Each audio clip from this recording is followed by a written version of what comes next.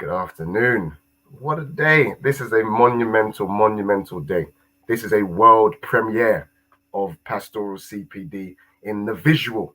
And I say the visual because if you're on YouTube at the moment, you have an idea of what I'm saying. And that's because I am currently live on YouTube as well. So if you are listening in the Podbean studio, first and foremost, just give me a little thing in the chat, please, to just confirm I can be heard loud and clear. So I'm using a mic that I've never used before. I feel like I had like first show jitters this morning because it was just a new setup. I've got a laptop on in front of me where I can just see my face. It's all strange. I know I'm streaming via YouTube. It's all strange. I've got Podbean on my phone. It's a novel experience. It's almost like it's back to what it used to be when I used to listen to other people's shows before I became a host myself. But it's great to be here. So it's Sunday, the Sunday lunch show. We're back. Well, I see some regulars in the chat already. I see a TSCW there. I've got Nathan's in the studio, aka Lesson Copy. And if you heard the intro, today is a very, very, very important show. Today is a show that, thinking purely selfishly, is a show that I would want to hear, knowing that I'm now a DSO in a school. I'm one of the senior leadership team. And throughout this pandemic, we know that obviously Ofsted inspections were paused, but now they started up again. And from my perspective, I just want to know what it's been like. I've never been in an Ofsted inspection as a senior leader. Every Ofsted inspection I have kind of been a part of, it's always been when I've been maybe a middle leader, a head of year, or a main scale teacher, for example. So it would be the first time. So I just want to find out what it's like. And if you're like me and you work in the pastoral world, or you're a designated safeguarding lead or anything else like that, then this will be a very, very, hopefully, informative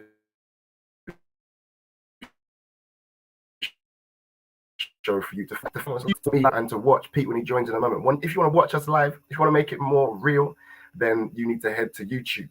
I'm pretty certain. Well, I definitely tweeted out the YouTube link recently. And if you can't find that link, literally just head to YouTube. And if you just look on the Teacher Talk Radio, Teacher Radio on Twitter, forget my words now, you'll find the YouTube link there. Or you just head to YouTube. And if you just type in my name, you're guaranteed to see the live stream coming up there as well. So we're in 4K HD on YouTube and we're streaming live through Podbean. The multitasking is off the chain. The video will be able to be watched back on YouTube, and you, of course, as always, be able to listen back on ttradio.org as well. So it's all going off today. It's all going off. And I genuinely, normally, as you guys know, I'll go through about 5 more minutes of general chit chat. But I'm just so ready. I'm so ready to get going. I'm gonna invite my guest on. So Pete, if you're with us, if you'd like to unmute, please, and join the studio, and let's get this show cracking. Miss Kato Stem has actually put the YouTube link in the chat, which is very, very useful. So we'll see if Pete is there. Pete, you there? I can hear you loud and clear. And then what's going to happen by the magic of technology, hopefully, is that if you're watching through the YouTube page, then you will see Pete appearing on the screen in a matter of moments. And we're going to get that cracking. But yeah, Pete, for the listeners, as always, could you give them a kind of intro to who you are, what your connection is with education, and who you are, a bit of background about you, Pete, because you've been in the studio a number of times, and this has been a long time coming. It's been a long time coming trying to get you to be an official guest. But yeah, for the listeners, can you just give them a quick intro about who you are and what your connection is with the education world, please? Yeah, sure. Thanks. Thanks for having me. Been looking forward to it. A bit nervous, I have to say. When you start talking about 4K and Ultra HD, that worries me because I'm sure I've grown an extra spot over the weekend, which I'm desperately trying to cover up. But yeah, so I'm Pete. I'm a deputy head teacher in a large secondary school on the edge of Birmingham. I've been at the school. I've been associated with the school for a very long time, since I started as an NQT in 2003. Moved away for a couple of years, but then sort of came back to the school. And my role predominantly over that time has I've built myself career-wise. I've built myself up through the pastoral system, working in a range of roles. Of some curriculum experience as well, which obviously stands you in good stead to get that breadth of knowledge and experience. But Yeah, all of my senior leadership experience has very much been about leading the pastoral team. As a school and as a community, we've been through huge change over time, going from the school that I started, which then amalgamated and federated and formally joined with another school down the road, which almost overnight changed the cohort of kids that we served, the size of the community that we served, and you know that in itself has brought its own challenges over time. We are a school that had 3 successive RI judgments. On the back of just after, I think it was 2011, an outstanding judgment. We then moved to 3 successive RI judgments.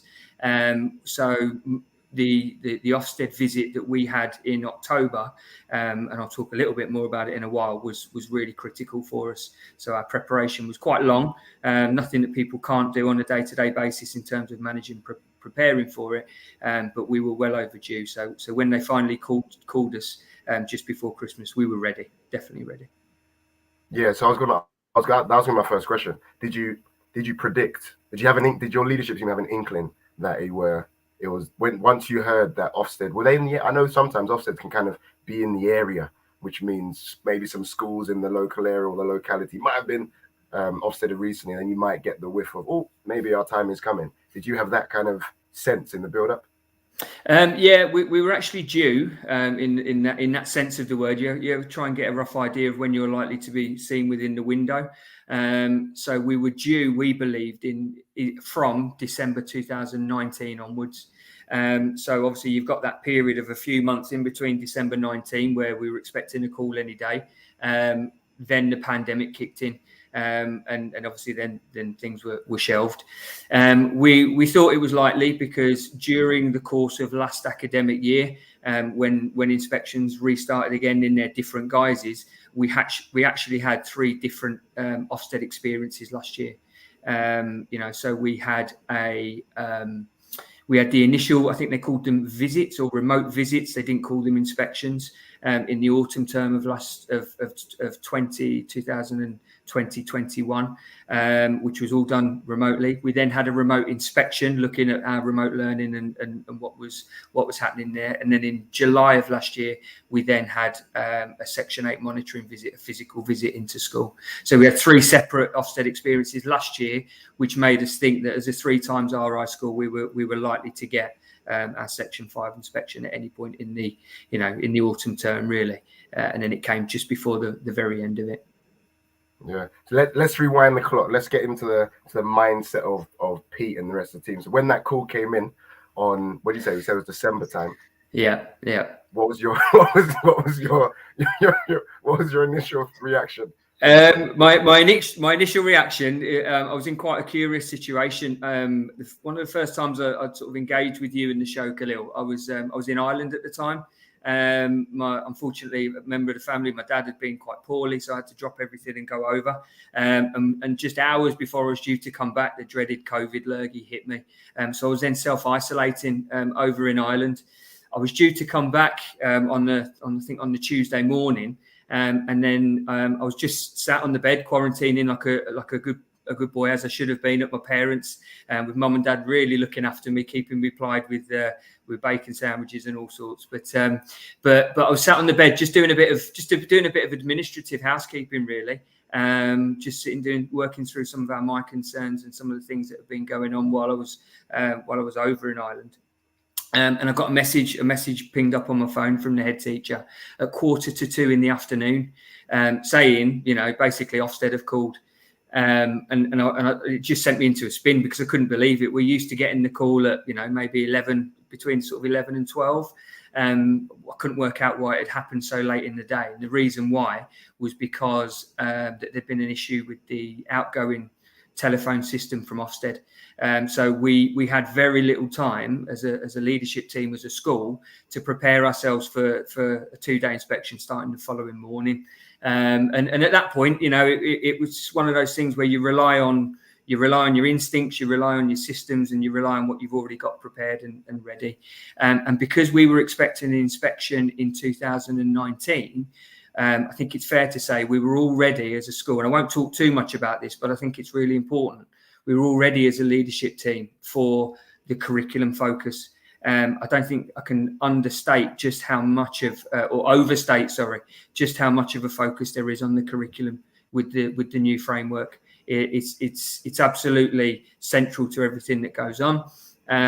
So we'd already been preparing a lot of work on that. In terms of the inspection framework, we got to a point where we knew the inspection framework very well. And what I'll say is, if I can just say, this isn't about me being for, against Ofsted or having any kind of, I'm not engaging in the political side of it, because I know it's a very contentious issue. It's one that causes a lot of strain and stress for people. This is just something that we as leaders have to deal with, and it was about getting into that mindset, not just myself and ourselves as a leadership team, but also with our middle leaders, with our school staff, not making it the be all and end all. Can you hear me, Pete? Sorry, you're muted there. Can you hear me? Can you hear me? Can you hear me, Pete? Just give me a thumbs up if you can hear me. Because my audio, it was going to happen. If I can be heard, it was going to happen. There's a bit of a technical glitch. You would have thought it.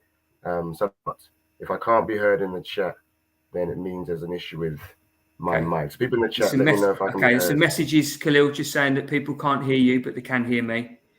So just doing a quick check. Can anyone in the chat hear me, please?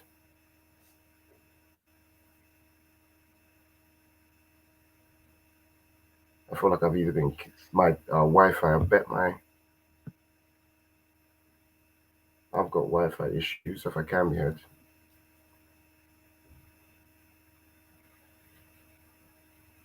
Those of you listening via YouTube, if you can see me, I'm currently trying to sort out some technical difficulties. Okay, look.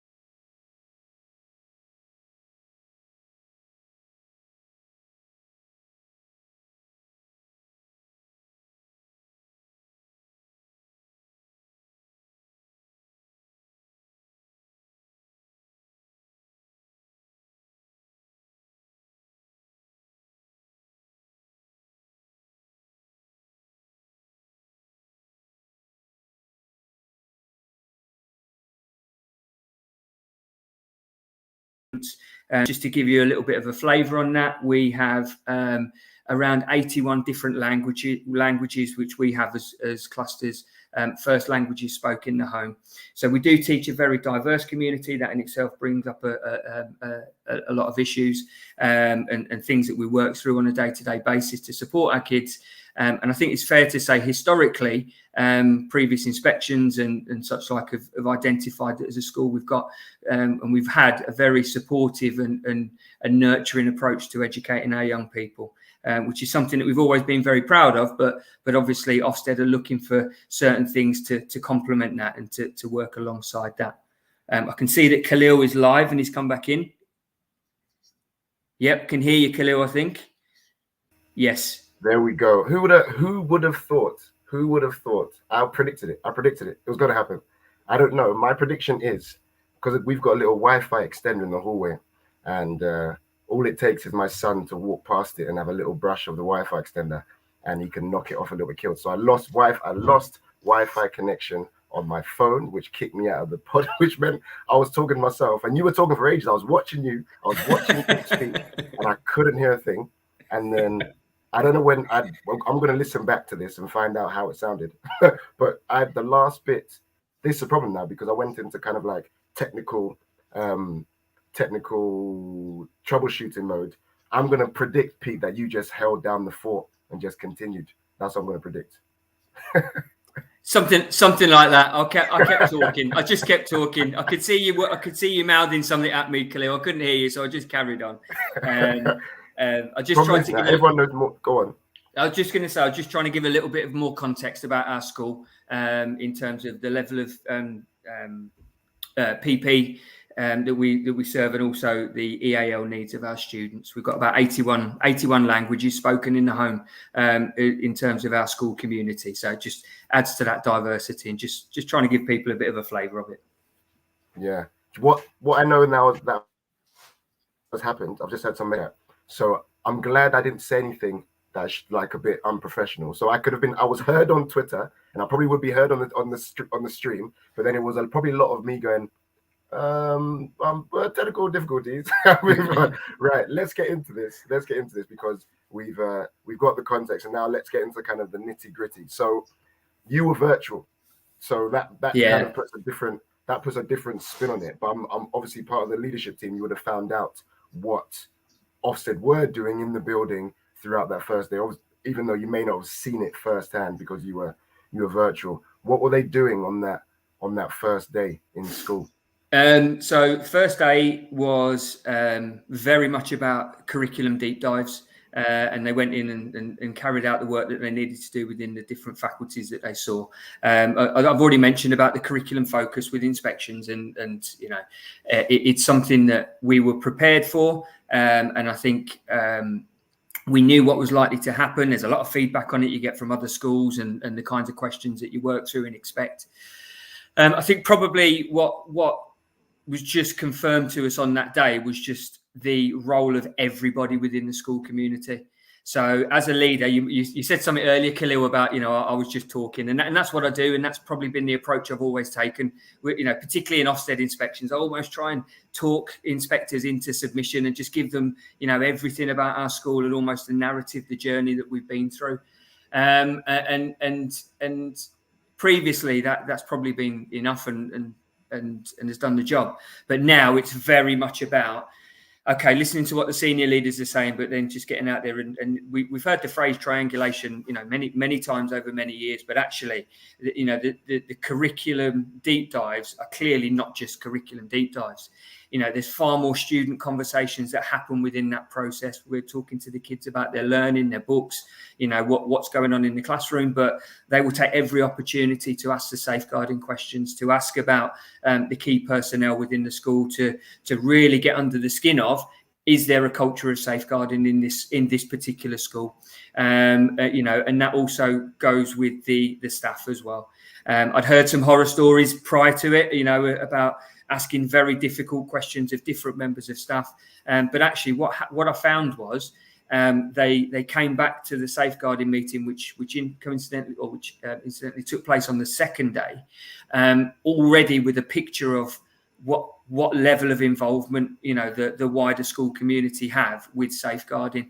So they talked to me about our email processes and the way that the referral processes that our staff use to log things with me and my safeguarding team. And they told me about it, which was quite interesting. And, you know, they certainly hadn't picked that up from me in the first instance. So on the first day, that alone. So I was going to say, what, because this, if I were Ofsted, it sounds like they've had a bit of a change in approach. If I were Ofsted, if I wanted to find out about a school, I wouldn't speak to any leaders. I wouldn't speak to any leader. If you want to find out about a school, just in the same way, like if you want to find out about what a lesson is like, or how a certain maths class is going, if you really want to know, talk to the people on the ground. So talk to the kids.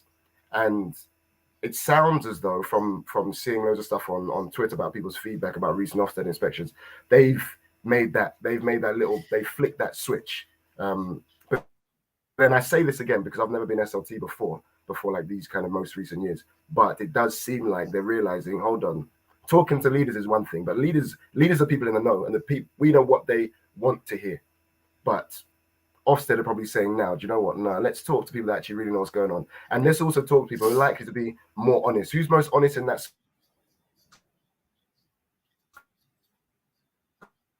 school? Likely the kids. They don't really think about the bigger picture. They're just going to, you ask them a question, they'll answer the question. And their answer is honestly and truthfully as possible. They'll be you know, and everyone listening in the chat knows kids are they can be the most brutally honest. And they don't care. And I think Ofsted are now realizing that if you want to find out about safeguarding, if you want to find out what the behavior is like in school, don't go to the behavior lead for school, because they'll tell you what you want to hear. But if you want to really find out, they just go to the kids. And I think and if I'm honest, it's the right thing to do. I feel like that's, if you want to find out about a school, chat to the kids and they'll tell you. And then what you're going to go on to talk about is that meeting when they came back to you. But I think it is for everyone listening, if you are a behavior lead, like, you can do all the prep, you can do all the background prep, but the one thing you can't prepare for is what your school culture is actually like from the kids' perspective, and the kids are gonna spout off the truth about it. So the real Ofsted prep is on a day-to-day basis, what is the experience of the children, and if you're confident that the experience of the children is what you set it out to be and what you're honest about, then that's half the prep done. What I'm feeling now from the Ofsted inspections. Yeah, for sure. There's no hiding. You can't create a new school overnight. It's about what is very much typical and the experience that everybody gets. The SEF that we prepared for it, the self-evaluation form that we sent over, that was very different for us this time round. We did a lot of work and developmental work on writing our SEF. We used Paul Garvey's book, Taking Control, and we've used we used elements of that to shape our SEF. And actually, what we did was we wrote a SEF that was just very, very positive. We're not going to give people, and this is just a bit of advice really, we're not going to give inspectors the trails, if you like, and create them for them. We're giving them an honest and open reflection evaluation of our school. But where we think things aren't where they need to be, that then sits in our school improvement plan, and that's in our SIP. So strategically, we've got the documents there that show the areas of strength, our evaluation of where we think our school is at. And I've said already, we were a school that's 3 times requiring improvement. We were in an area where the local 4 or 5 secondary schools all around us, I think, are pretty much we're all classed as good. Now that has created a legacy of issues for us in terms of reputationally, in terms of pupil admission numbers, and a number of things. So we really needed to make sure that we were in a strong position, and that took time to get to, and that's very much, like you say, a culture thing. But we had to make sure we were ready. And in terms of from that safeguarding perspective, everybody had what they needed. And you're right for me just to talk a little bit about the safeguarding meeting, Kalil. Yeah, definitely. Is this the meeting for your meeting, or the meeting that they had with staff? So the meetings with staff, I think, were quite that they had a set of questions as they worked through their curriculum deep dives, and that was very much about who are the key personnel, what are the key issues.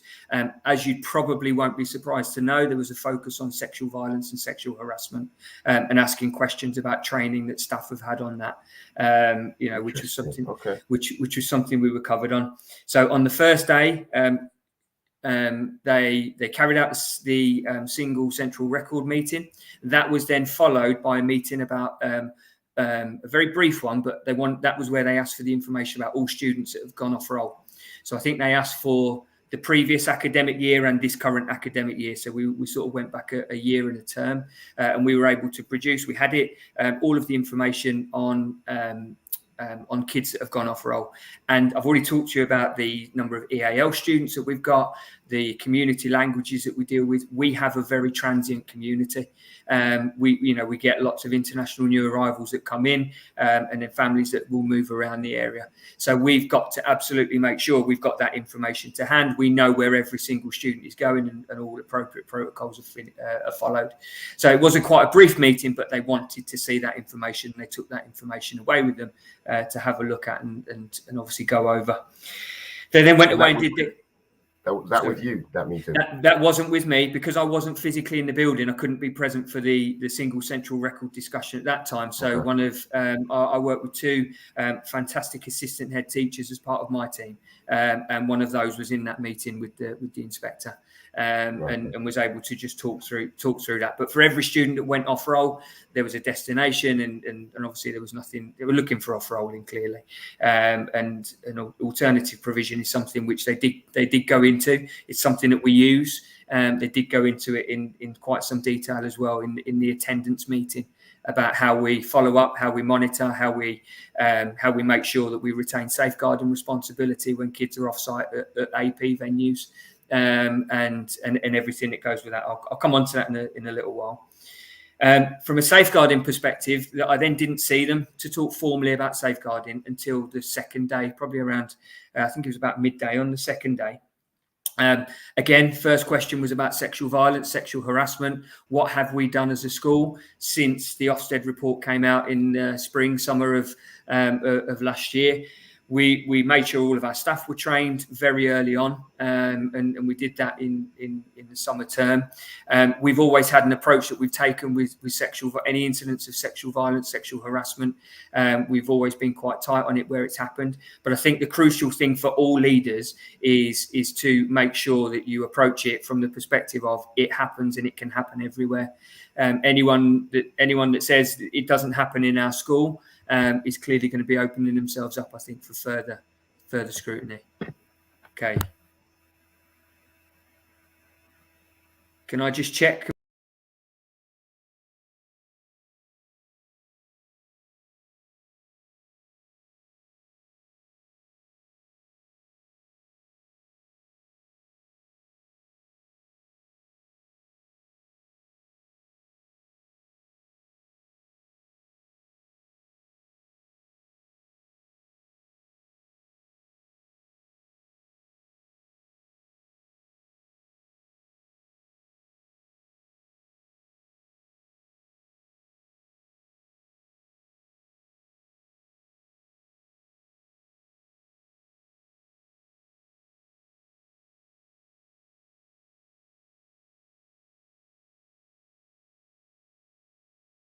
With the prior knowledge of local authorities and safeguarding records, safeguarding inspections within local authorities. So they asked me questions about how our local authority performs in terms of safeguarding, and basically how it was an opportunity for us to talk about how we show tenacity in our work.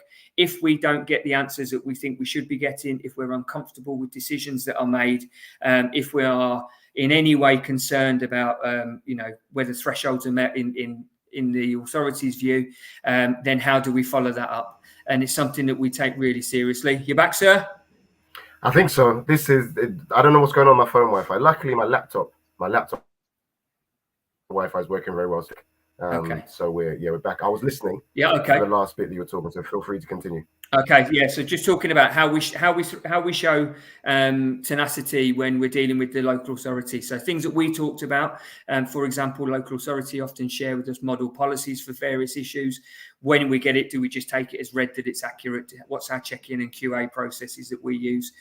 We just presented casework, and I think in the world of safeguarding, that's your case studies and examples of cases that you work through is where you really can just show that culture exists. So we were able to show where we. With that, then, Pete, sorry to interrupt. With that, then, so I'm just because when you were talking about, they were asking about what you do in these situations. So with your casework, what do you use? Do you have an online reporting for safeguarding? Yeah, we use My Concern. My Concern, right? So when you were in this meeting, when they were talking about what would you do in this situation, X situation, Y situation, how do you challenge decisions that you don't agree with, for example? Was there where you just kind of did you already have did you have pre-prepared cases that you were ready to show, or did you say let me have a look and then bring up something from your My Concern chronologies? What was happening in that situation? No, we were ready. We had those ready already. If it was that those questions were asked of us in probably at least 2 of the 3 previous visits that happened last year. So we knew we were going to get probably, there was going to be a little bit more interrogation of those case studies. So we were ready for it. And, we've got quite a few examples where we're able to show, early closure of cases, for example, that we might have disagreed with, where we didn't think that the family or the individuals were ready to have cases closed, where we've pushed back, we've escalated to team managers, and they've kept cases open because we've built the volume of evidence to show that actually it's not in the child's best interest right now to close that case. So we were able to talk through some of those.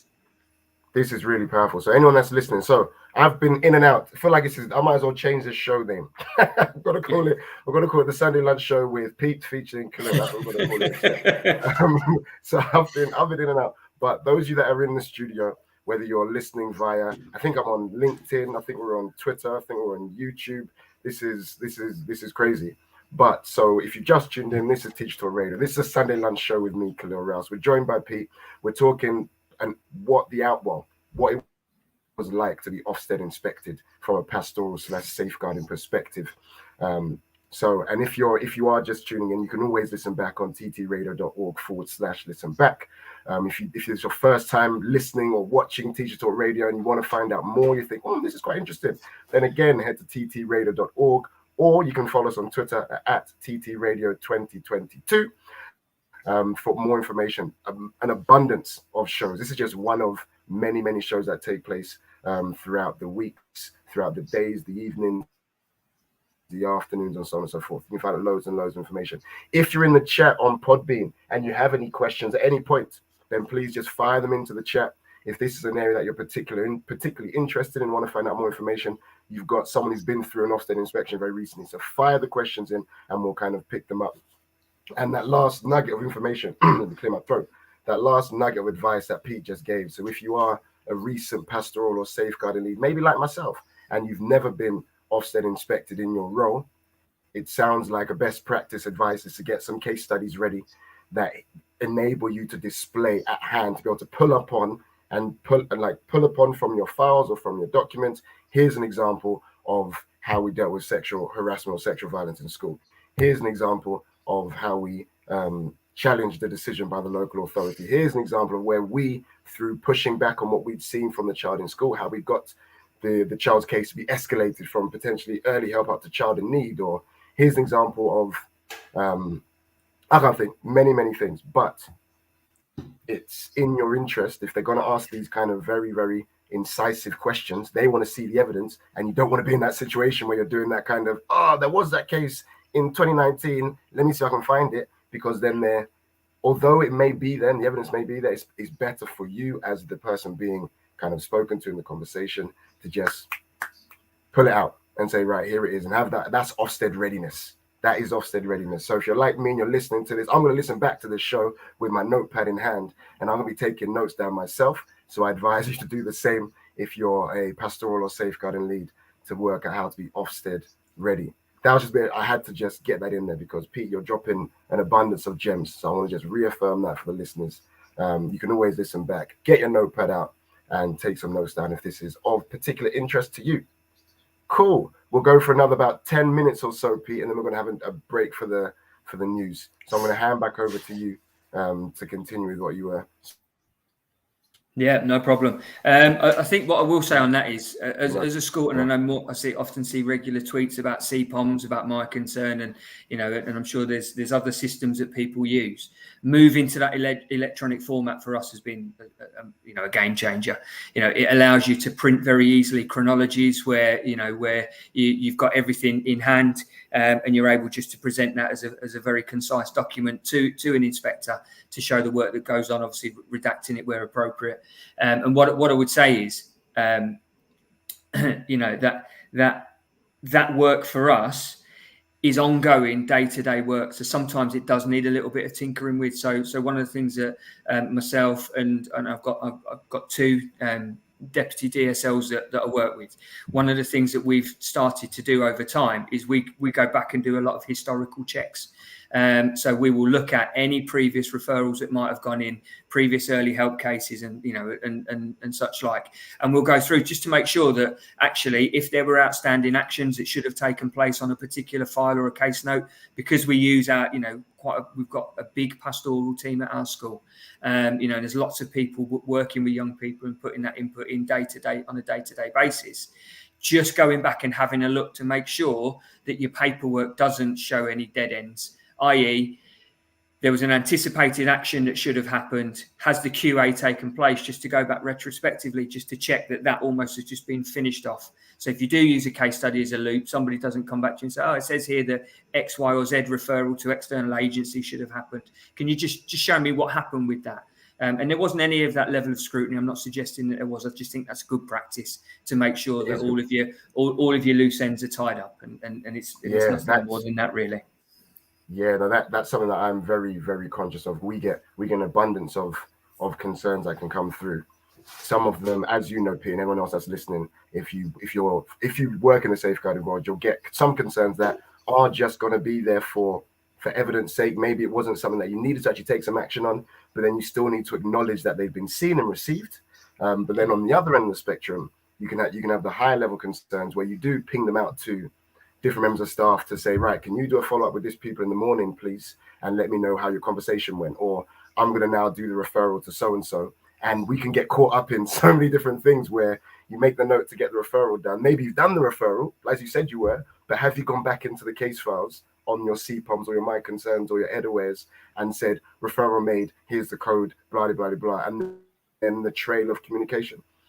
Yeah. And that's something that because I was new to the DSL role a few years back, it's something I've just tried to become better and better and better and more rigorous. So if you are listening and you're a safeguarding lead or maybe you're head of year with safeguarding responsibilities, every now and again, not even every now and again, as a matter of course, going back through and just checking that all those chronology replies, like I think what you said, P, is no dead ends. And it's difficult because, as you know, it's almost, it feels weird sometimes to be like, this has been resolved. Things don't get often resolved, but it's making sure that the action that was stated, you've got the evidence to say, yes, I did the action, I had the conversation. The issue is most likely ongoing because it may be something that the kid is experiencing every time they go home. But here's what happened. And then I think one thing also is if you have those, one thing I'm conscious of doing these days as well, is when you have the check-ins with the kids, that just on a kind of on an ad hoc, maybe sometimes more of an ad hoc basis,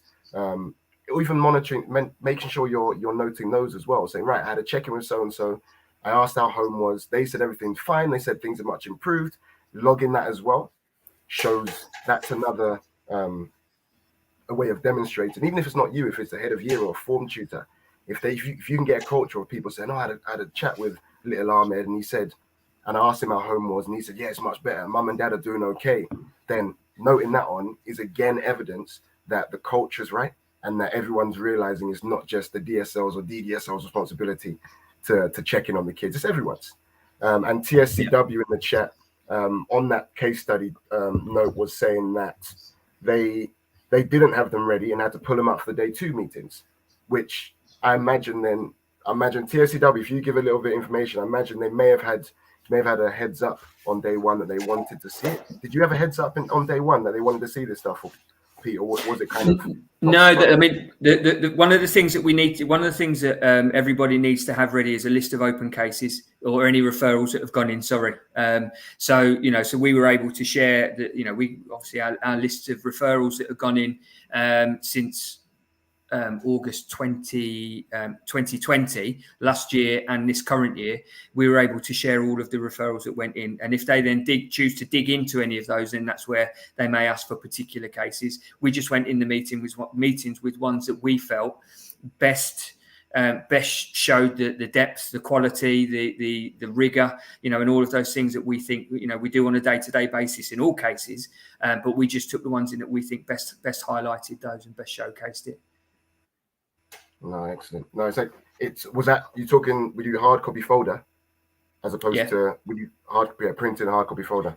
Yeah, we just took copies in and then just offered it up if people wanted to take it away and have a look at it and just to see that depth of work.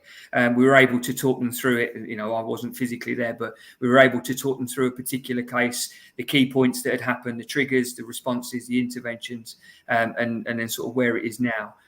For a couple of different key cases, and they were more than comfortable with that.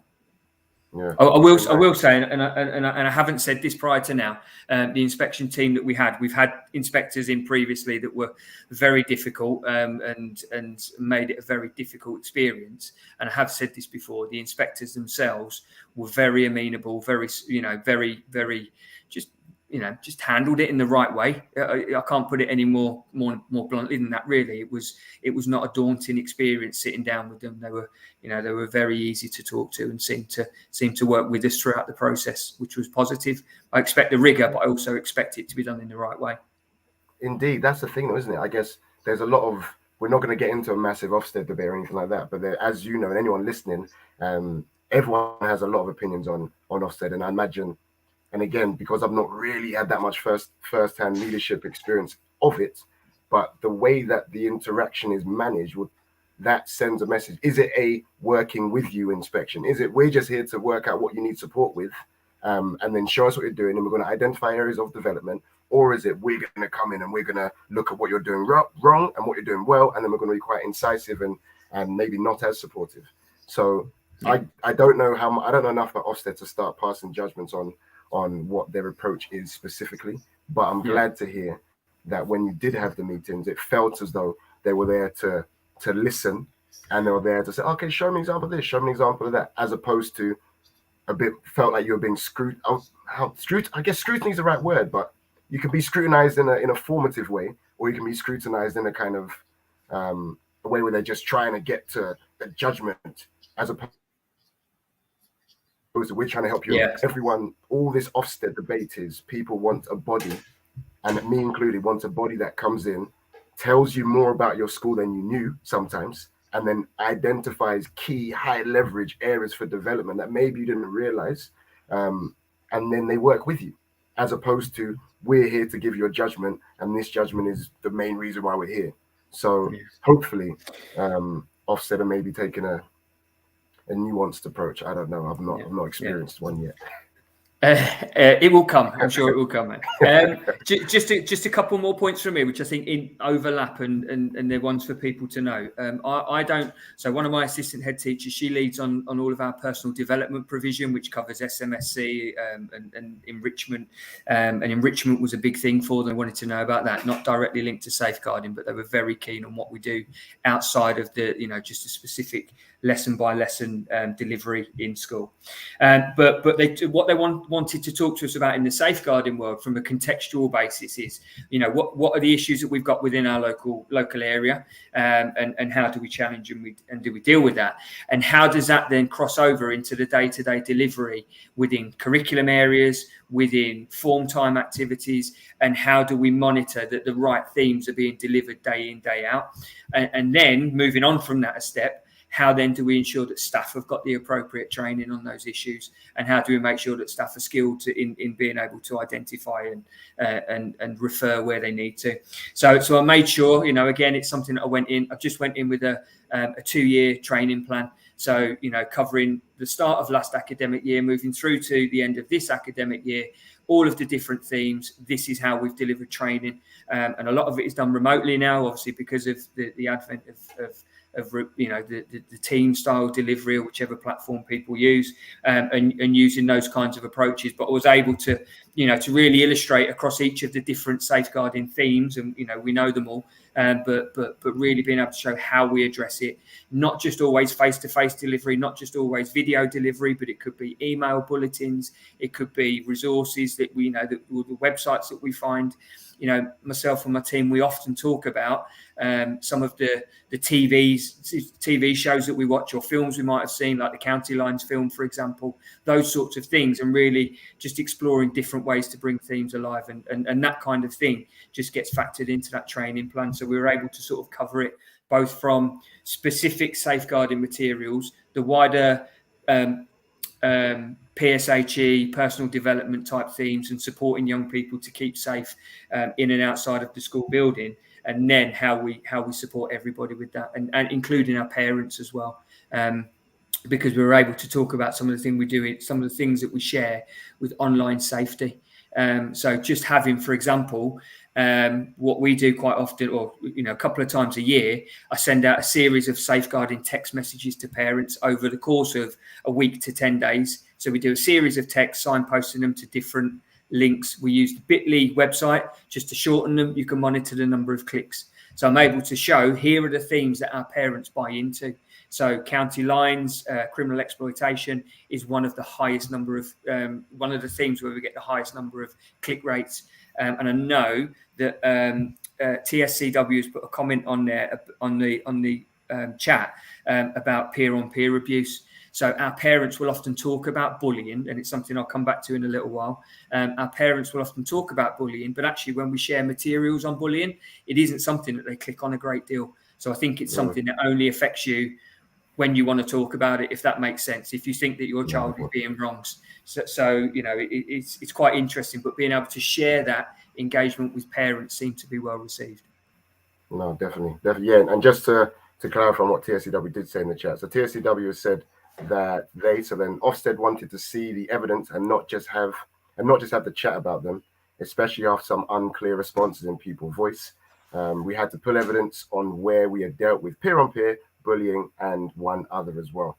So on that note, what we're going to do, so I say on that note, this is the news has got nothing to do with peer-on-peer abuse or online bullying, but but we've hit the kind of halfway point. So we're going to take a break for the news. And on the other side of the news, obviously going to come back and we're going to hear more from, well, Pete and me. But remember, this is the Sunday lunch show with Pete today. I'm taking a back seat. So yeah, we're going to, those of you that are on the live stream, you're not going to see my face for a bit, so I apologize. But we're going to turn to the news now. Time to take a little break, and I'll see you on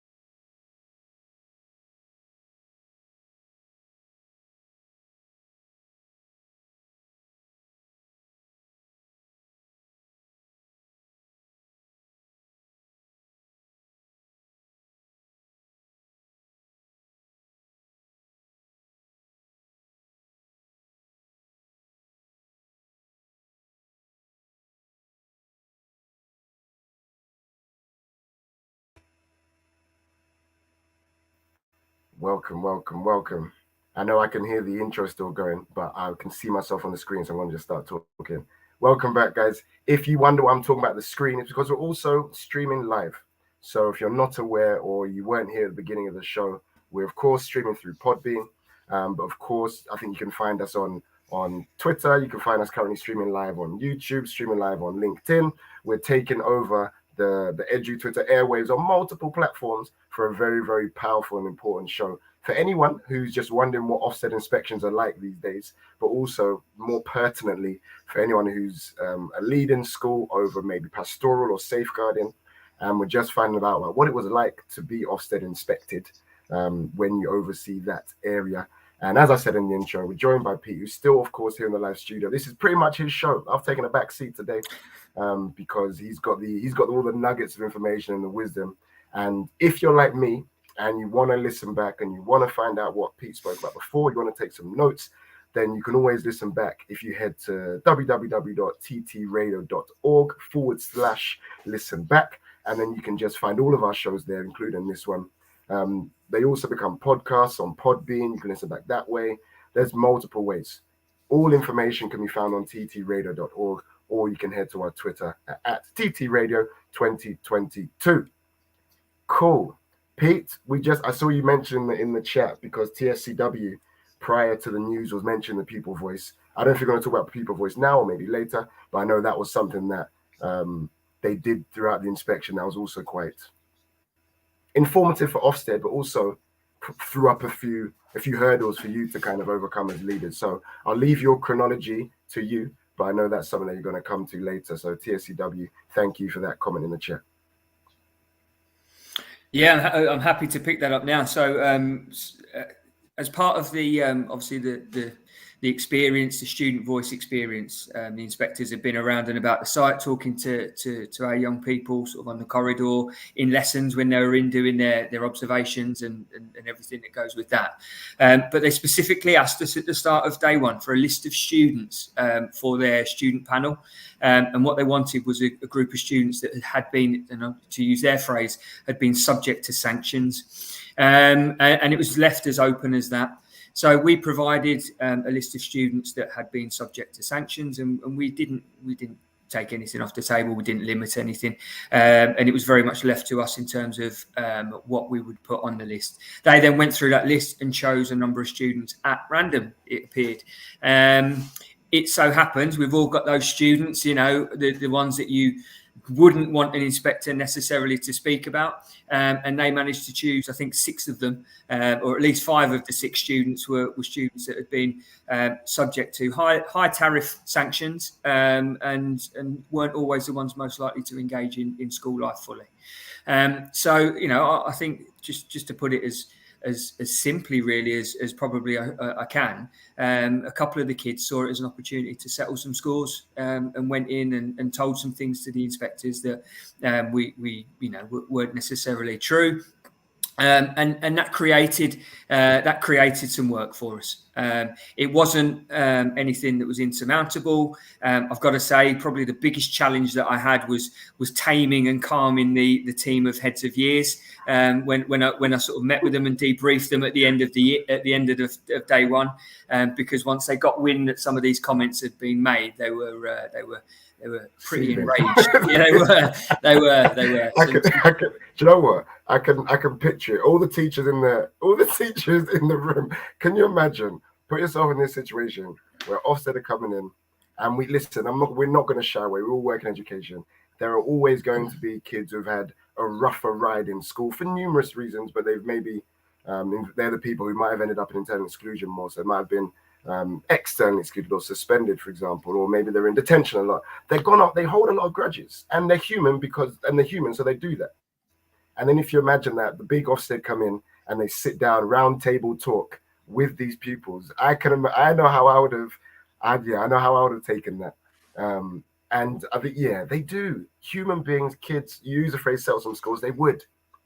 This, if they felt like they've been aggrieved, even though we know as professionals that we've kind of held the line, we've abided by our kind of sanction systems. Nothing we've done has been unfair, but yes, if there's been a behavioral misdemeanor over a period of time, it's led to more severe sanctions. But the kid's still aggrieved, And if the kids hold a grudge, they've now got free reign to say maybe things that in their mind are true, but maybe they could say what they want.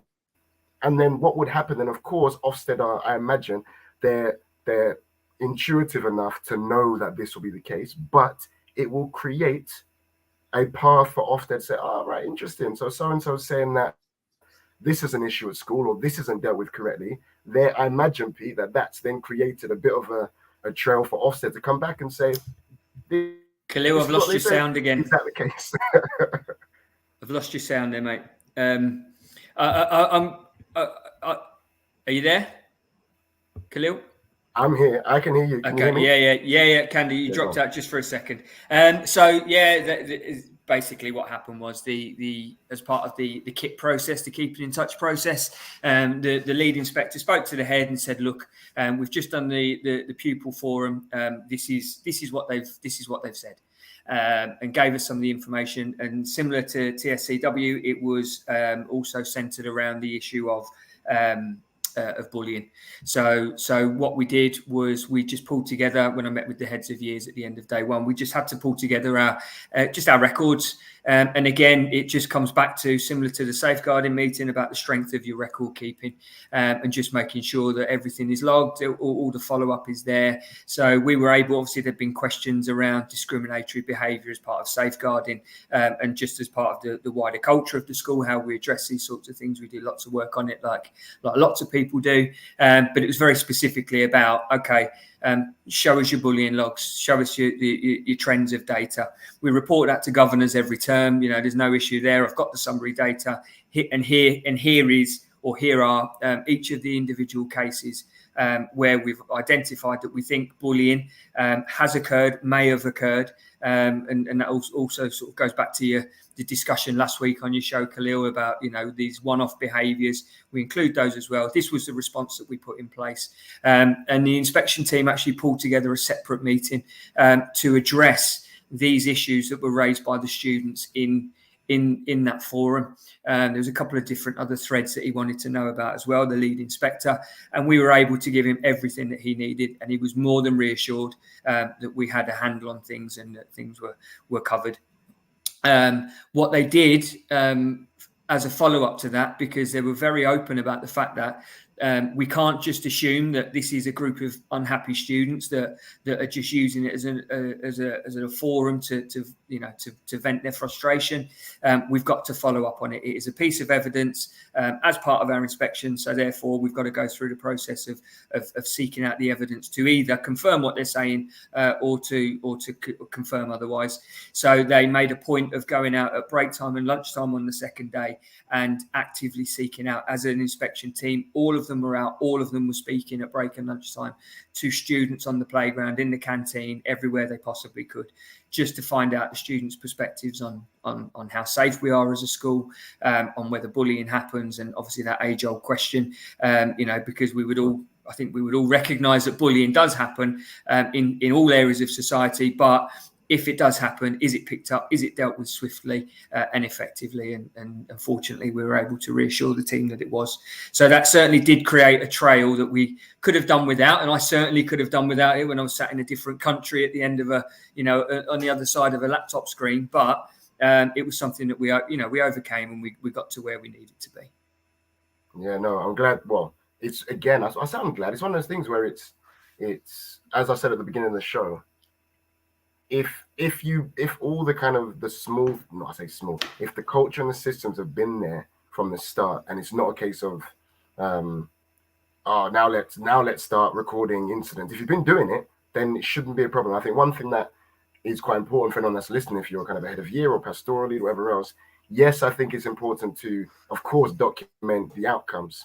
But I think also what the nuance that you also need to it makes you include in your chronologies or your document or your record keeping is the rationale for why you took the certain decision. Because there can be situations where a child, if we talk about bullying, a child may have described or come to you saying they've been bullied, for example, but then maybe there was certain nuances of the case or certain nuances of the situation that meant that the sanction that was set was maybe different to one for a different bullying situation, or so on and so forth. And so it's all well and good putting the sanction outcome there, but I think it's also important in your record keeping, whether it's over the Sims or the Bromcoms or the Edawares or whatever, or the CPOMs, whatever platform you use, to document your rationale, and not just what you did, but why you did it. And then if you are probed and asked about, oh, why was this case? Yeah, why in this situation was there a internal exclusion, but this one was a suspension, for example? If that were to be the case, you can then look back and say, oh, the head of year wrote it here. It's because of XYZ reason, and there was a certain nuance, and so on and so forth. So I think in your record keeping, especially from a safeguarding standpoint, but also from a pastoral standpoint, yes, document the outcomes, but also document the reasons why you did what you didn't do anything in this situation. If you can document both, then that I think is also some best practice advice. Absolutely, and just getting ahead of the curve really, and thinking about, right, when I get asked for that list of names, students that have been subject to sanction, what will that list look like? And I'm certainly not saying that people, it's about what qualifies on that for you. Obviously, because sanctions within a school environment could go from, a break time detention through to, as you say, a suspension. Was this the first time, Pete? Sorry to interrupt, but just out of interest, because you said you've been through numerous inspections. Was this the first time that they've asked for that kind of category of pupil? Yeah. It is. I've had numerous different requests. I think I said to you earlier, I think I've been through somewhere in the region of about 15 different Ofsted experiences over my career, and the majority of those have been in a leadership role. And I've had all sorts of different requests that have come to me, and probably the one I remember the most was, give me a list of all students born in March. And they chose a random selection of kids, so it's very difficult to prepare for this. But I do think it may be included in the inspection framework and one of the documentation as something that they may well ask for students that have been subject to sanction. So it's something that, in advance of and in preparation for, is something people can be certainly ready for, I think. Yeah, definitely. TSCW's put a comment in the Podbean studio. If you wonder what I'm talking about, there's a pod. We're also streaming through Podbean. So if you don't know what that is, download the app. It's on all your app stores or your Play Store if you're a Samsung user like myself. And it's a live interactive studio where you can text and everything else. TSCW's put a comment in that says, we resolve to follow up on things and let students know things have been dealt with, as we don't always do that. And the people voice opinion was that things don't get dealt with. One thing that was brought up in it was luckily on all CPOMs to show it had been dealt with. We just hadn't reported back to the students involved. So just trusted they knew it was when it was reported and it would be dealt with. So to summarize, what CCW is essentially saying is, and I've had this, I know you probably have this as well, Pete. When I've had situations where a student has made a disclosure on behalf of their friend, for example, and then sometimes, as you know, in our role, you deal with it you deal with it as a DSL, and you put everything in place that you need to, whether it's mentoring, whether it's a referral, whether it's informing staff. But then you don't instinctively think to go back to the first pupil that told you about it. And then what can often be the case with kids, they often think that if they didn't hear what happened, then nothing happened. And kids can often think like that. And then what TSCW is saying is that happened in their pupil voice. So a lot of issues that the pupils may be brought to the attention of staff that maybe didn't directly involve them, that were dealt with, there was never you don't really think to circle back to the disclosure and say, oh, just so you know, we did X, Y, and Z, and this happened, because it's not. It's as much as we're thankful that they reported it, it no longer becomes their business. So I think it's as long as you've got that. So if you know things are dealt with, then fine. But I guess be mindful that certain kids might feel like things aren't dealt with. So maybe they need the reassurance, maybe through assemblies or through kind of the time and PSHE and all your kind of delivery of things to say things will be dealt with. You may not always find out that they've been dealt with because it happens behind the scenes. But if you bring something to our attention and we assure you that we've picked it up, then trust us that we've done that.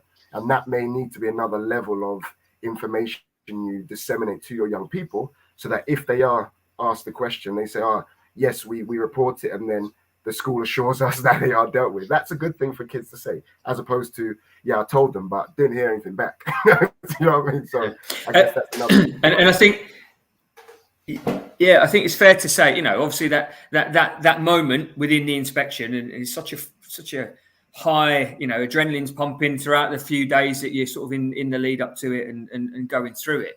And it's never as bad as you think it's going to be. Inspections, you get through it as a team of professionals. You back each other up, and you work through the process. It was also important for us to go back to those young people that were in those meetings as well, and just have that conversation with them. Look, these issues were raised in the meeting, and this is what we have done, just to deal with any maybe misconceptions that they might have had about and like you say, inaction or a lack of response on certain things. So we were able just to almost just put that to bed a little bit and just say, look, this is how we've dealt with things, and whilst you might not always get that specific detail, we do work through things and manage things in the right way for everybody's sake. No, definitely. Okay, Pete, back to you. What's next on your Yes, so I'll talk a little bit about behaviour and attendance, and these are just some things that that were very relevant and appropriate to us in our context. In terms of behaviour, one of the things that came out of our last Section 5 inspection was about reducing levels of exclusions. They were very high previously. We've worked hard on bringing those down, looking at our systems and just trying to make school a more positive experience. And on our school improvement plan for the last few years, without fail, we've had raising the profile of celebration events, of rewards, of achievement, and pushing all of the good stuff really. But just in terms of our conversations, a lot of the questions were around how do you secure consistency? How do you make sure that whatever you say is the minimum expectation within your school, and what the expectations in terms of behaviour to ensure that students can learn in their classrooms and are safe out in social time and all of those things. How do you make sure they happen? And that was very much then about us talking about our systems, how we use data. They weren't really interested in seeing the data, but they wanted to know how we used it, if that makes sense. Some of the key trends that we were able to talk about. We gave them some numbers. Exclusions wasn't a difficult battle for us to win in terms of talking about reductions in exclusions, because they're significant reductions over probably 3 or 4 years, even taking the pandemic out of the equation. However, what they wanted to know was, have we reduced exclusions by absorbing poor behaviour into the curriculum, or have we reduced exclusions by instead of excluding kids externally, putting them into our internal isolation rooms, or putting them into an isolation room in a different school. And we were able to show that the data shows that isn't the case, and exclusions have come down as a result of changes in our culture, in the way that we approach and address behaviour, and go through sort of the restorative processes as well to build kids back up even once they've made mistakes. Yep. Yeah, I was going to say, so imagine, I'm thinking about people that may be listening who are working in a school where behaviour is an issue, and that could happen in a lot of schools. So in a nutshell, I know this can be something that we can make a whole show on, how you systematically or systemically, whichever version of that word you want to use, improve culture over time. What did your school consciously do after when you knew that maybe behaviour was a bit of an issue over the across the school? What did you consciously do to improve it? Because I know there are schools across the country where behaviour is an issue. So what did you guys consciously do to improve it? So we tried a few things, and we worked through a few different strategies. But ultimately, what it came down to was making sure it sounds really cliched, but making sure it's everybody's business. We use data. We use we use really live data in terms of behaviour. It's not a bought-in system that we use. We use our own system that we've created using. We're a sim school, and we generate data on a weekly basis. What we are able to do from the moment that our behaviour data lands at 3:30 on a Friday afternoon is we turn that round, and that translates into actions by 8:30 on a Monday morning from form tutor, year teams, and everybody who needs to be involved on that. So there's an immediacy to our response, and I think that has helped to make a difference, because what it provides for the kids is a clarity. They know that if their behaviour appears on X, Y, or Z list at the end of a week, given their performance over the week, then we will respond in certain ways. They know that. Another thing, I think one of the biggest things is we've centralised a lot of things. Our detentions are centralised, and we operate those as a wider staff team, either at year team level or at senior leadership level. High visibility. We've invested curriculum time into allowing leaders in the school, not just senior leaders, but post holders across the school. We work on the basis. It's really difficult at the minute, and when we're struggling at the moment with current staffing levels the way they are. But our sort of aim is for a leader in our school to visit every lesson, every period. So there's about 60 periods, 60 lessons happening at any one time in our school. Just because of the size of the school. So we try and get into and have a presence in every one of those lessons. It's a sticking your head in the door. It's looking for things going well, supporting a member of staff if there's things that aren't going as you'd want them to with the right message. We also have an on-call system that removes students if their behaviour is stopping the learning of other kids. So the two sit separately, but very much about investing in that focus on teaching and learning and allowing teachers in our school to teach, and allowing adults to do what they're there to do, and allow the kids that want to be there to be making progress and learning are given a climate to do that. And the feedback that we've had since we've certainly put that process into effect has been really positive. So we try and then the third thing, I think third or fourth, wherever I got to, thing that I would also say, I mentioned it as part of our school improvement plan. We've had a massive focus on promoting and highlighting the positives, through achievement points, through recognition events, through reward trips, which are starting to get back on their feet now after the pandemic, or given where we're at during the pandemic, should I say? And it's very much about just trying to make it a really worthwhile experience for our kids to be the one that gets it right and makes progress, responds in the right way in lessons, picks up the achievement points, and really going big on those kids, giving them the attention and the love they deserve. No, nice. That's a lot. Again, if you're listening and you're in a school where you think this is maybe something you need to work on, then there's some advice. I think celebrating the focus on, that's the thing, because you can always, whenever people think that behavior is an issue, some people, hopefully not anymore, but they resort to like making the sanctions worse. Do you know what I mean? And then they think, right, how are we going to make sure that when they misbehave, they get a worse sanction, because that's going to be the deterrent for their negative behavior. When sometimes, and more often, and this is a case for normal kind of classroom management, to improve the culture of the classroom in front of you, celebrating the good things from the outset is more positive and has more of a beneficial impact on the climate than pointing out what's going wrong. And that's the case on a micro level in a classroom, from when they enter the room and you're saying, well done so-and-so for getting started. Well done so-and-so who's got their book open already, starting the task. Well done for whoever sat down and got on with it quickly is better than saying, why are you not sat down yet? Or why is your book not open yet? Or why have you not picked your pen? Where's your pen? Right? If it works in a classroom, of course it's not easy to say, yeah, it's going to work on a whole school level. But psychologically, it works well in the class to promote the positives rather than focus on negatives. So then if you do kind of expand it out onto the macro scale of the whole school, if you can mirror that in a way, then over time the culture shifts. The people who are negative start to realize, the attention I'm getting isn't the kind of uplifting, isn't uplifting for me. I want to get some uplifting attention, and the way to do that is to get things right. And if that, it's not going to be flicker switch and it's fine overnight, but I feel like that's a better way. And I'm glad to hear that you stated that as one of the ways you improved the culture over time, even more so. So yeah, it's really powerful for anyone that's listening who may be in a similar situation.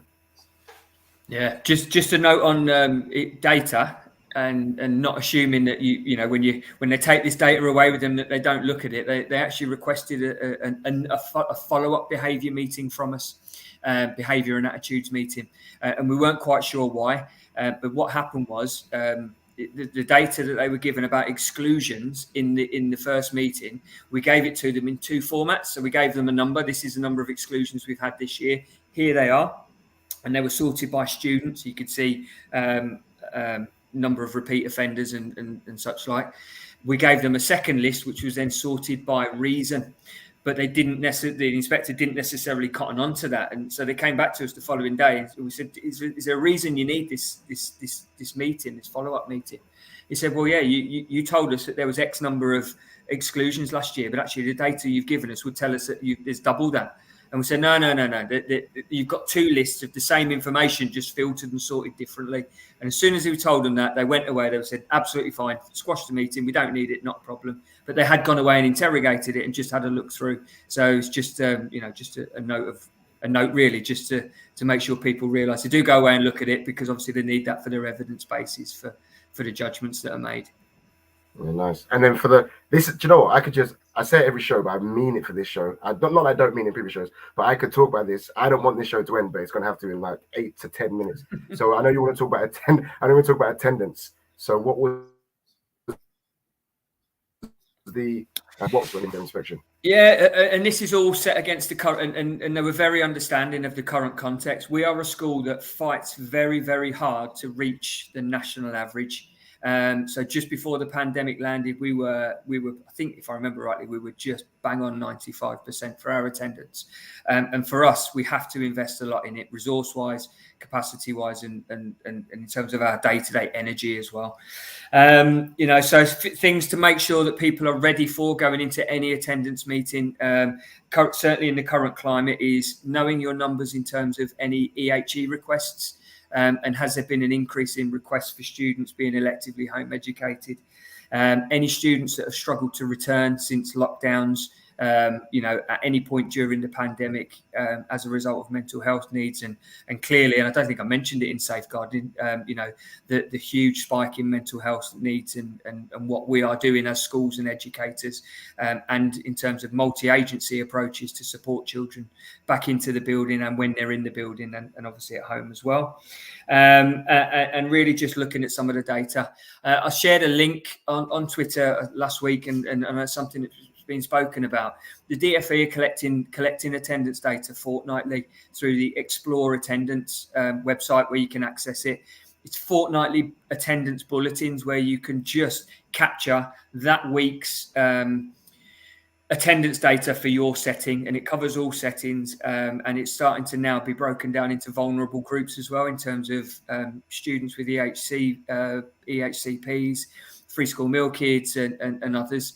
And one of my good friends and ex-colleagues commented on it, and he's absolutely right. Not all schools are playing by the rules at the minute, and we know some schools are working in line with the guidance, and some aren't, but ultimately all we can do is what we can do. And that information that is there right now is the only reference point I've got as a leader in school to compare my attendance to the national picture.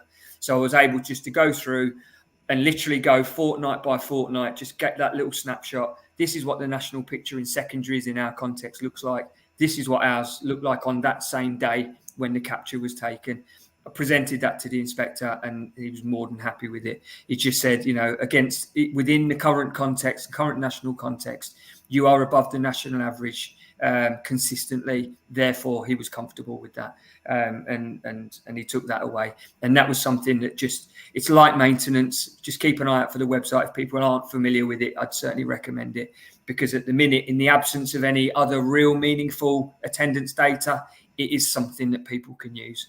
And it's something that you can use to present your picture. That's very powerful. Okay, and the final one really was punctuality. I didn't say this in our context. A lot of our children travel to us because of what I said about all the other local schools being good schools. What we've seen over time with our changing demographic is more and more children are getting the bus into us and come from further afield and don't necessarily come from our most immediate area. So in terms of where we're located in the second quintile in terms of deprivation. Our kids, in terms of the dashboard data, come from the lowest quintile of deprivation. So that has a knock-on effect in terms of attitudes, in terms of organisation, in terms of how the kids come into school and the work that we've got to get them into school on time. And funnily enough, they asked for a separate meeting specifically about punctuality, and talked about What does your data show? What do the trends show? And they were happy with us talking about the geographic location of where our kids live. We don't provide buses. We don't have school buses. They're reliant on public transport, and therefore sort of almost taking out where we've got kids coming in late on that particular day, for example, where the buses were late. If you remove those from your equations, you're then able to present a picture of actually it's a very, very small minority of our kids that turn up late for school. And those that do come late are as a result of, where they live, the public transport, etc. And it just helped. I think it's fair to say that one of the inspectors was late in that day because they'd hit traffic on the main road. So they were quite sympathetic to the needs of the kids and their context. So, that was something that I've not known before, a separate meeting specifically for punctuality alone. And that was the first time that I've noticed that. So just being on the front foot and having that data ready and to hand and looking at the reasons why kids turn up late and your processes. And what I would say is, in terms of attendance, punctuality, everything really, but just having the knowledge and the confidence in your systems to be able to say, kids don't slip through the net in our system because this is what we do to safeguard it.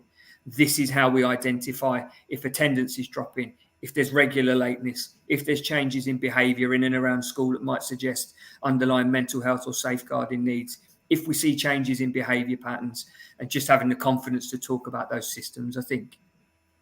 Yeah. So just as a follow-up question, do you know you said this is the first time because this I'm an Ofsted novice. So did they ask? So when they wanted the punctuality meeting, was that at the end of day one? They said, "Oh, we're going to have a meeting about punctuality on day 2," or was it on day 2?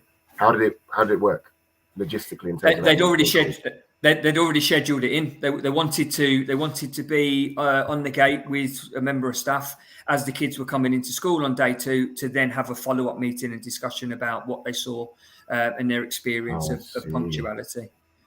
Okay. Yeah, no, like I said, Pete, I want to just keep learning because we're unfortunately running out of time, but I feel like this might even, I'm not gonna commit you to a second show. Don't worry, I'm not gonna commit you. But at the same time, thinking from a purely selfish perspective, this is in terms of hashtag pastoral CPD. I haven't actually said that the whole show. I've not said that the whole show. As far as it goes for hashtag pastoral CPD, this has been invaluable for me purely selfishly. But then hopefully that anyone that's listening live or anyone that listens back, it can be also very, very probing for you to then start thinking, right, hold on, have we got things in place? If someone asks the question, do we have the answers? And if not, what can we do about it now so that we don't get that situation where you're in that kind of Ofsted panic because you've not taken the time now to put things in place and to make sure you got the records and to make sure you know where to go if they ask these particular questions, rather than you get the call on the Monday afternoon and they're coming in on the Tuesday and you get that panic because you don't want that to affect how your day goes the next day. So I guess this is, in terms of Ofsted readiness, there's been so many gems been dropped. And I do, like I said, Pete, I'm not going to commit you live on air to say you're going to be on for another show, but you heard it here from me. I'm just saying I want to learn more because I'm a novice, relative novice when it comes to the Ofsted experience from a pastoral or safeguarding perspective.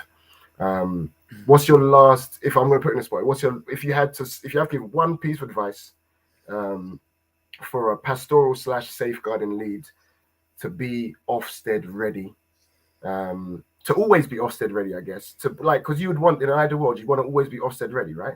So what would you say? What would your last piece of advice or the most salient piece of advice be for a person in that position to be Ofsted ready always, I guess?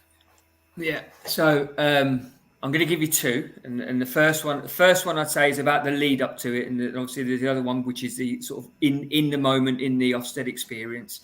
And the first one I've just got to say is be secure with your record keeping and making sure that everything is there. If you've got tight and accurate records, you can fall back on them at any point, and you will be using those anyway. I've got no doubt, on a day-to-day, week-to-week, turn-by-turn basis to identify trends and to respond to those, because that's part of what we do as leaders and as professionals anyway.